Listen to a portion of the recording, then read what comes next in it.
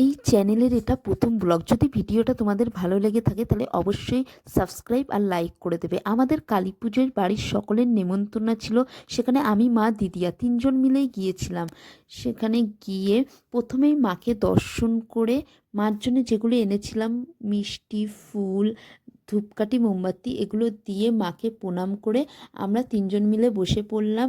বসার পরে আমি আর দিদিয়া গল্প করছিলাম, যে কথা বলছিলাম যে মাকে খুব সুন্দর লাগছে, মার আশেপাশটাও, মাকে যেখানে রেখেছে তার আশেপাশটাও খুব সুন্দর করে সাজিয়েছে, প্যান্ডেলটাও খুব সুন্দর লাগছে, এগুলোই বলছিলাম।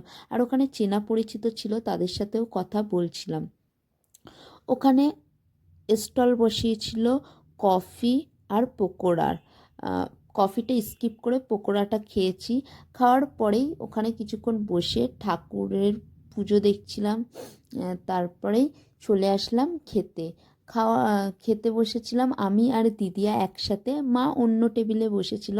খেতে খাওয়ার সময় আমি আর দিদিয়া গল্প করছিলাম। দিদিয়া খুব সুন্দরভাবে আমার সাথে কথা বলছিল, আমিও মজা করছিলাম খেতে খেতে। তা ওখানে খাবারে ছিল খিচুড়ি, আলুর দম, ভেজ বিরিয়ানি, চিলি পনির, ভেজিটেবিল চপ, চাটনি, পাঁপড়, মিষ্টি। রান্নাটা খুব সুন্দর হয়েছে। খেয়ে দিয়ে মাকে আবার দর্শন করে বেরিয়ে পড়লাম বাড়ির উদ্দেশ্যে। তা বাইরে এসে আবার চেনা অনেকের সাথে দেখা হলো, তাদের সাথে একটু কথা টথা বলে তারপরে আমি আর দিদিয়া একটু হাসি মজা করছিলাম। করতে করতে এবার মাকে বললাম, মা চলো বাড়ির দিকে এবার যাওয়া যাক।